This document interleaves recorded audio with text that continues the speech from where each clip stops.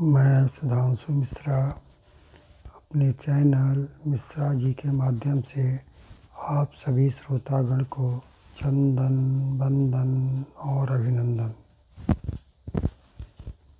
नीलाम्बुजश्यामलकोमलांगं सीतासमारोपितवामभागं पाणौ महासायैकचारुचापं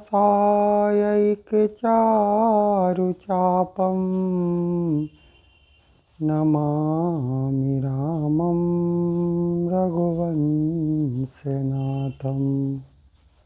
हम सब लोग अभी तक यही जानते हैं या फिर ये चर्चा का विषय बना रहता है कि भगवान श्री कृष्ण ने 16,001 रानियों से शादी की थी या फिर 16,001 कन्याओं को शादी करके उन्होंने अपनी रानी बनाया था, और 8 पटरानी तो पहले से थी ही, यानी कि कुल मिलाकर 16,018 रानियां हो गई। कई विवाह आपस में लोग को विवाद छिड़ जाता है तो बात ही बात में लोग कहा बैठते हैं, अरे कृष्ण भगवान ने इतनी शादियां की तो कोई बात नहीं, यदि हम 2-3 कर ही लिए तो क्या हो गया। लेकिन यहाँ पर ये समझने की बात है कि कृष्ण भगवान ने आखिर किस परिस्थिति में उन कन्याओं को अपनी पत्नी का दर्जा दिया, और सिर्फ दर्जा दिया, उनसे पति पत्नी का कोई संबंध नहीं था।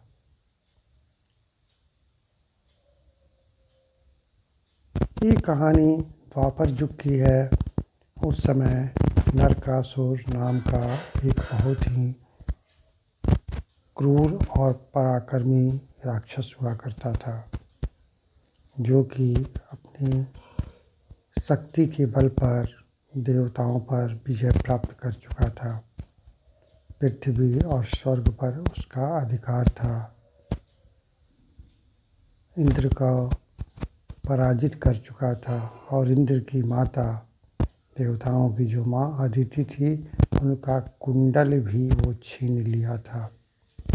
यहाँ तक कि पृथ्वी और स्वर्ग से 16,001 कुमारी कन्याओं को अपहरण करके वो अपने पास रखा था, जिससे कि कालांतर में उनसे शादी करें या फिर उनको मौत के घाट उतार दें।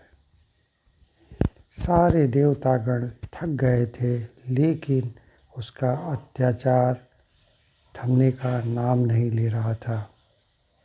अंत में इंद्र और सारे देवताओं ने कृष्ण के पास गुहार लगाई कि आप ही इसके लिए कुछ कर सकते हैं, और माता अदिति की कुंडल की लाज और देवताओं का लाज बचा सकते हैं।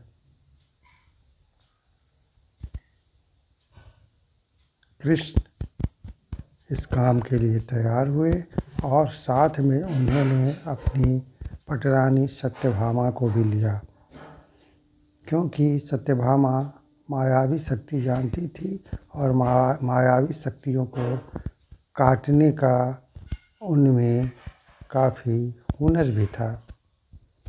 दोनों गए अपने अस्त्र शस्त्र सैन्य बल के साथ। वहाँ बहुत ही भयंकर युद्ध हुई नरकासुर के साथ।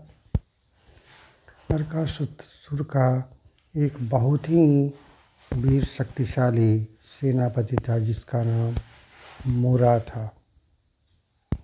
वो उसके 5 सिर थे, 5 सिर वाला व्यक्ति था, जो सबसे पहले युद्ध के द्वार पर वहीं खड़ा रहता था। उसको पराजित ही करना बड़ा कठिन था। न उसको कोई पराजित करता, न नरकासुर के पास पहुंच पाता। लेकिन कृष्ण और सत्यभामा ने दोनों मिल करके नरकासुर मुरा सेनापति का वध ही नहीं किया, बल्कि नरकासुर को भी युद्ध में मार गिराया। और इस विजय का श्रेय भगवान श्री कृष्ण और सत्यभामा दोनों को जाता है।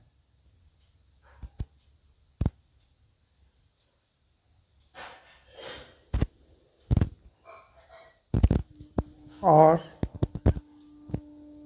जब नरकासुर का वध कर दिया गया, उसके बाद जो उसने 16,001 कुमारी कन्याओं का अपहरण करके अपने बस में किया था, सबको कृष्ण ने उसके बंधन से छुड़वाया और कहा कि अब आप लोग अपने घर जा सकती हैं। इस पर कन्याओं ने कहा कि भगवान, हम लोग घर कैसे जाएंगे? यदि कोई भी कुंवारी कन्या कई दिनों तक किसी दूसरे के घर पर रहे, किसी दूसरे के बंधन में रहे, तो क्या समाज और माता पिता उसे स्वीकार करेंगे? हम लोग तो अब कहीं के नहीं रहेंगे, अब आप ही हम लोग को शरण दीजिए। कृष्ण ने कहा, आप लोग की उम्र इतनी नहीं है कि मैं माँ के रूप में स्वीकार कर सकूं, इतनी कम उम्र भी नहीं है कि मैं बेटी के रूप में स्वीकार कर सकूं, इसीलिए मैं आप लोगों को पत्नी के रूप में स्वीकार करता हूं। पत्नी के रूप में स्वीकार कर लेने से आप पर से जो सामाजिक लांछन है वो सब समाप्त हो जाएंगे, कोई भी आप लोगों पर अंगुली नहीं उठाएगा। लेकिन शर्त यही है कि मैं सिर्फ पत्नी का दर्जा दूंगा, शादी करूंगा सबसे, लेकिन पति पत्नी का कोई संबंध नहीं रहेगा। इस पर कन्याओं ने हामी भर दी, क्योंकि इसमें भी उन लोग की प्रतिष्ठा बच रही थी, उन लोगों की मर्यादा बच रही थी और समाज में सम्मान भी मिल रहा था। कृष्ण ने अपने माया से 16,000 कृष्ण बनाए और सबके साथ उन्होंने शादी रचाया और सबको अपनी पत्नी बनाया, लेकिन पति पत्नी का कोई संबंध नहीं रहा। सिर्फ उन लोगों की लाज बचाने के, सामाजिक प्रतिष्ठा बचाने के लिए, इज्जत बचाने के उन्होंने ऐसा किया। कहने का तात्पर्य ये है कि बिना सोचे समझे हम लोगों को किसी पर उंगली नहीं उठानी चाहिए। यदि कुछ त्याग करके किसी की प्रतिष्ठा बच जाती है तो इससे बड़ा और कोई पुण्य और नेक का कार्य नहीं हो सकता है।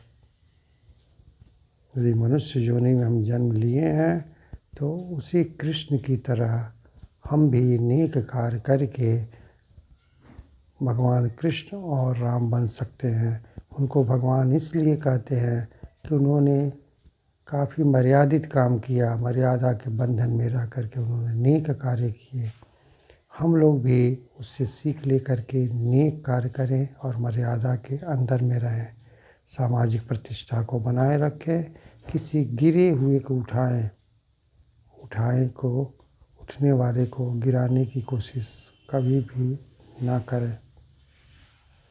यही सच्ची इंसानियत है और सच्ची मानवता है। इसी के साथ मैं अपनी वाणी को विराम देता हूँ। तब तक के लिए आप लोगों से विदा लेता हूँ। विशेष के लिए मेरे चैनल मिश्रा जी से जुड़े रहें। जय श्री राम।